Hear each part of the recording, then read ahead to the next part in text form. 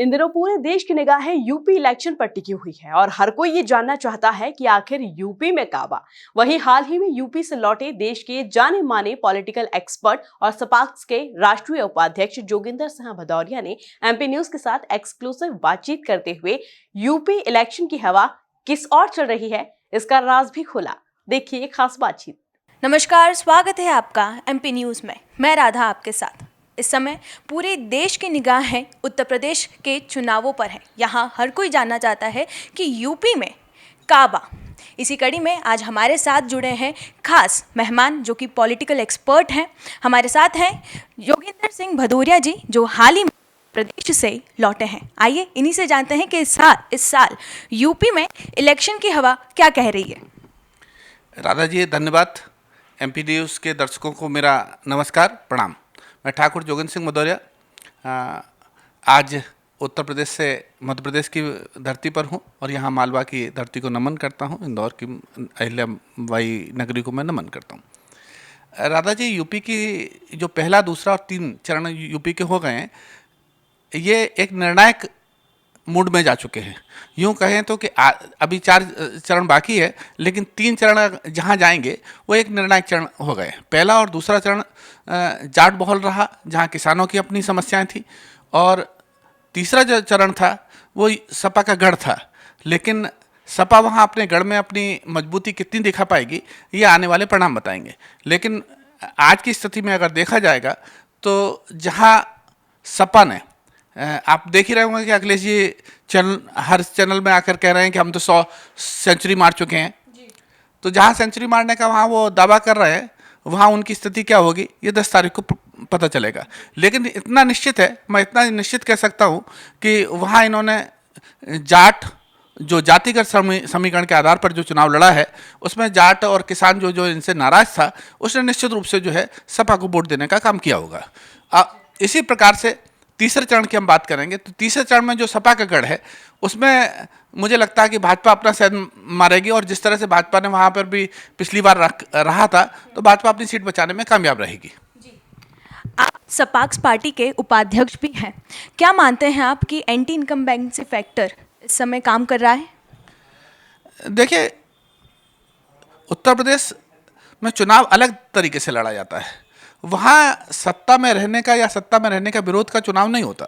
वहाँ का चुनाव जो है देश की निर्णायक भूमिका तय करता है। हमेशा से जब भी आपने देखा होगा कि उत्तर प्रदेश जो जीतता है वो इस देश में राज करने की बात करता है, और अक्सर देखा भी गया है कि उसी की पार्टी देश में सत्ता में रही है। उत्तर प्रदेश में इस समय जो चुनाव लड़ा जा रहा है और जो जनता लड़ने जा रही है, जो जनता के भी मत है, वो अयोध्या में राम का मंदिर बनना, मथुरा में उन्हें एक नई खुशी की लहर जो दे रखी है, एक बात की है, उसके प्रति जनता का क्या रुझान रहता है, उसको किस तरह से जनता स्वागत कर रही है। तो जनता वहाँ पर जो चुनाव है, उत्तर प्रदेश का चुनाव हमेशा जो है वो जातिगत आधार पर चुनाव लड़ा जाता है। इस देश में अगर कहीं जातिगत आधार पर चुनाव लड़ने की कहीं बात चलती है, वो उत्तर प्रदेश होता है। उत्तर प्रदेश में आपने देखा होगा पिछले कई दशकों को अगर देखें आप, और आपने उस समय न देखा हो, लेकिन अध्ययन में जरूर आपने पाया होगा कि वहाँ जाति समीकरण के आधार पर चुनाव सरकार बनाती है। जैसे वहाँ सपा और बसपा ने सरकार बनाई थी। सपा बसपा ने मिलकर के एक बार चुनाव सरकार बनाई, और जब बनाई जब वहाँ बाबरी मस्जिद का गिरी थी, जबकि पूरे देश भर में बाबरी मस्जिद के गिरने की हिंदुओं ने खुशी स्वीकार की थी, जाहिर की थी, और ऐसा लगा था कि अब तो और उसका बीजेपी ने बहुत बड़ा मूल्य चुकाया था।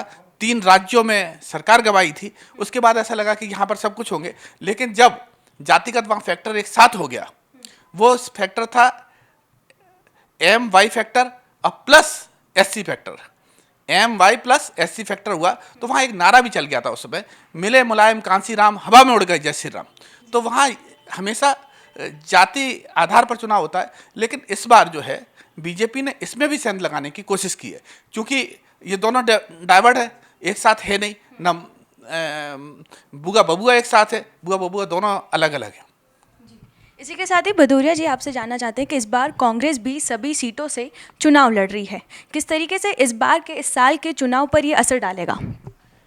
देखिए, कांग्रेस सब सीटों पर चुनाव लड़ रही है और प्रियंका गांधी ने वहाँ अच्छा करने की कोशिश भी की है, और जहाँ तक देखा जाए तो काफ़ी प्रियंका को देखने के लिए भीड़ भी उमड़ रही है, लेकिन वो चीज़ एक अलग होती है। कई बार आपने देखा होगा कि एक्टर्स को और उनको लोगों को देखने के लिए भीड़ आती है।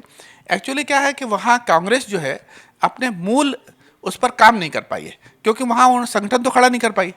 और जो मैं आपको कहने जा रहा हूँ ये एक आश्चर्य लगेगा, लेकिन सत्य है कि कांग्रेस वहाँ भाजपा को फायदा पहुँचा रही है। उसका रीज़न कि कांग्रेस ने जितने टिकट बांटे हैं सब सपा के से आए हुए उम्मीदवार जिसको सपा ने नहीं दिया है उनको कांग्रेस ने टिकट देने का काम कर दिया। जैसे रायबरेली से दे दिया है पंजाबी सिंह को, सुरेंद्र सिंह विक्रम, वो वहाँ मंत्री भी रहे, सपा सरकार में खाद्य एवं रसद मंत्री रहे, और उनका टिकट सपा ने काटा, कांग्रेस ने उनको टिकट दे दिया।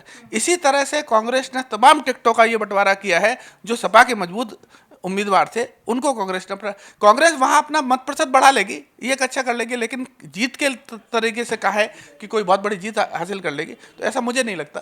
बाकी आने वाला समय बताएगा। राजनीतिक तौर पर क्या मानते हैं आप कि योगी आदित्यनाथ का जादू किस तरीके से अपना असर छोड़ेगा?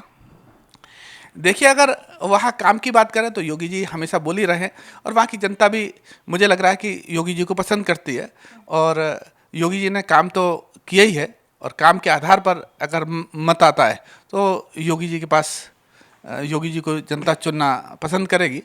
और बाकी देश काल परिस्थितियाँ है कि वो किस मूड पर ले जाती है। क्योंकि मैंने आपको बता ही दिया, फिर दोबारा से रिपीट करना चाहूँगा मैं आपके दर्शकों को कि उत्तर प्रदेश का चुनाव विशेष रूप से जाति आधार पर चुनाव होता है। आखिर में आपसे जानना चाहेंगे कि यूपी में विधानसभा चुनाव किस तरीके से देश की राजनीतिक पर असर जो है वो अपना डाल पाएंगी? देखिए, अभी थोड़ी सी बात अधूरी रह गई। अभी 3 चरण वहाँ निकल गए हैं और अभी 4 चरण वहाँ बाकी है, और ये 4 चरण जो है ये महत्वपूर्ण भूमिका किसी भी पार्टी को चुनाव बनाएंगे। जिस तरह से पहले दूसरे चरण में मुझे लगता है कि सपा ने वहाँ अपनी अहम भूमिका निभाई है, इसी तरह से चौथे और 5वें चरण में बीजेपी वहाँ अहम भूमिका निभाएगी। वहाँ ओबीसी फैक्टर एक बहुत बड़ा काम करेगा। वो फैक्टर कहाँ जाता है, उसकी क्या स्थिति बनती है, उसके आधार पर होता है। और ये तो निश्चित ही है कि उत्तर प्रदेश की सरकार ही इस देश के सरकार बनाने में विशेष भूमिका निर्वाह करती है। बहुत बहुत शुक्रिया हमारे साथ बने रहने के लिए और हमारे साथ इतनी सारी बातचीत आज साझा करने के लिए। फिलहाल जो 3 चरण हैं वहाँ पर चुनाव हो चुके हैं। 7 चरणों में इस बार यूपी के चुनाव होने वाले हैं, लेकिन 10 मार्च को ही नतीजे सामने आएंगे और तभी पता चलेगा कि किस पार्टी की सत्ता वहाँ पर कायम रहती है और कौन वहाँ उत्तर प्रदेश का इस साल कौन सा चेहरा है जो सामने आएगा। आज MP न्यूज़ में बस इतना ही। बने रहिए MP न्यूज़ के साथ।